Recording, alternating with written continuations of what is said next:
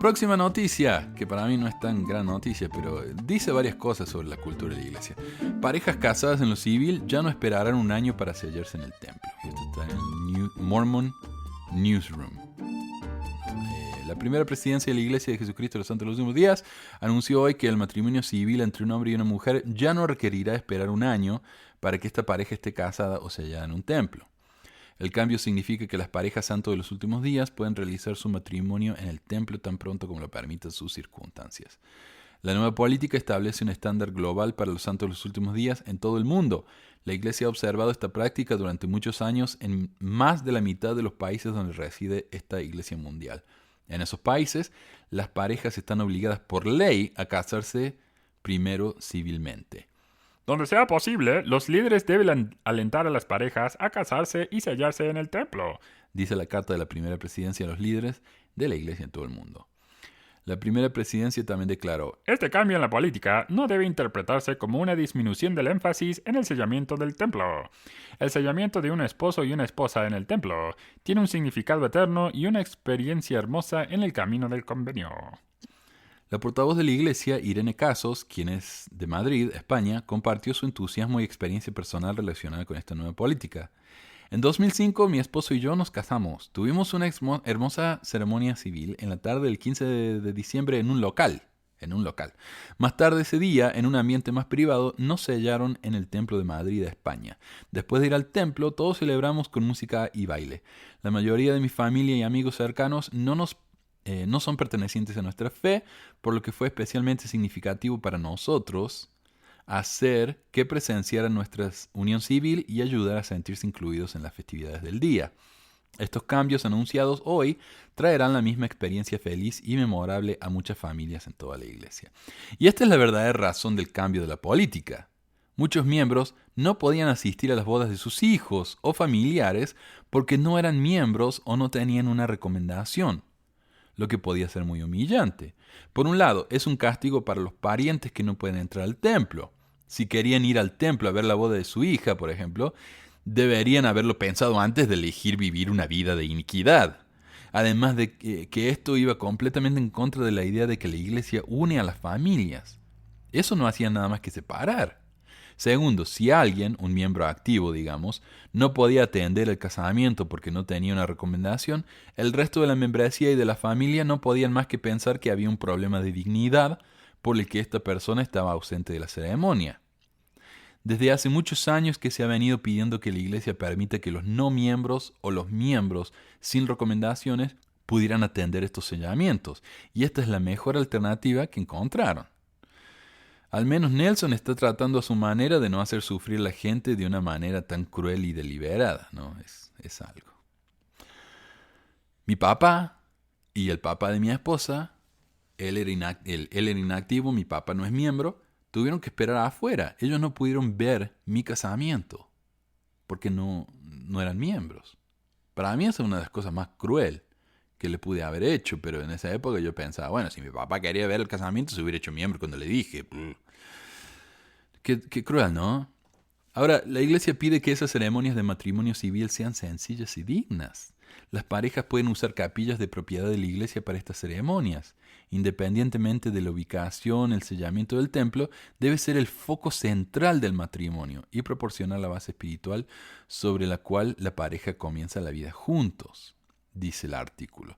Bueno, pero ¿por qué esto es una gran cosa? Yo soy de Argentina, ¿verdad? Cuando yo era chico, en la iglesia hacíamos viajes al templo una vez al año. Contratábamos un autobús, un camión, íbamos al templo, nos llevaba 12 horas de viaje de Córdoba hasta Buenos Aires.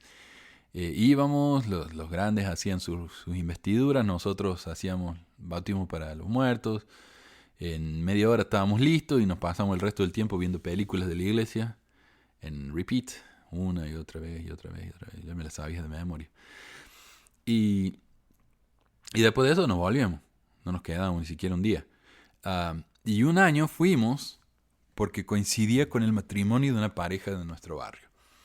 Y fue una gran cosa. Era un chico que yo quería mucho, que fue mi líder de hombres jóvenes. Y falleció después de un accidente de motos. Pero ellos se casaron y tenían que ir al templo. Y tenían un cierto tiempo, póngale 2 o 3 días, una semana, no sé qué.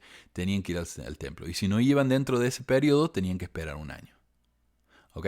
Entonces ellos fueron, ¿no?, al templo. Se nos rompió el parabrisas del autobús. Así que nos tuvimos que volver y ellos tuvieron que tomar un colectivo privado, no sé qué. Y tuvieron que ir. Porque estaban a las apuradas. Acá en los Estados Unidos es diferente, bueno, y en muchos otros países. Uno no se puede casar por civil fuera del templo. Tiene que casarse en el templo. El casamiento en sí es en el templo.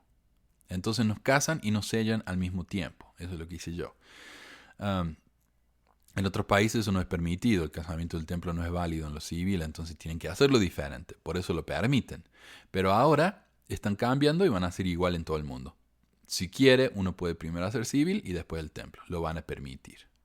Entonces ellos dicen que la iglesia, los matrimonios, las bodas tienen que ser bien simples, ¿no? Aquí la iglesia está pidiéndole a sus miembros que no hagan un alardeo tan grande en uno de los eventos más importantes de su vida. Porque después de todo, lo importante es el aspecto religioso del matrimonio, no la celebración o el matrimonio en sí. Las personas que se jodan, lo importante es la ceremonia, es la iglesia.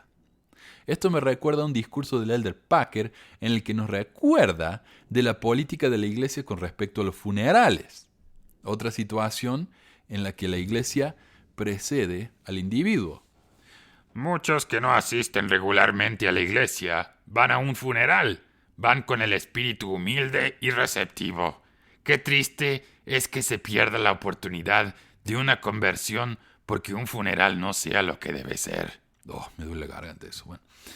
Se aconseja que de ahora en adelante todos los funerales que se efectúen bajo la dirección de los oficiales de la iglesia sigan el modelo general de la reunión sacramental respecto a la música, los discursos y las oraciones. Con respecto a los discursos, debe tenerse en cuenta que los servicios funerarios proveen una excelente oportunidad de enseñar las doctrinas básicas de la iglesia de una manera positiva. Parece que la gente esperara que los funerales... voy a intentar de nuevo. Parece que la gente esperara que los familiares más cercanos del muerto hablaran en un funeral. Aunque eso no es indebido, no debe considerarse un requisito. Generalmente se pide a los miembros de la familia que ofrezcan la oración familiar y dediquen el sepulcro. Pero si hablan, y repito, no es un requisito en un funeral, tienen la misma obligación de hacerlo con reverencia y enseñar los principios del Evangelio. Así que ahí está. Si pensaron que los funerales eran para celebrar la vida de una persona que falleció, están muy equivocados. Es para enseñarles de la iglesia a los no miembros presentes.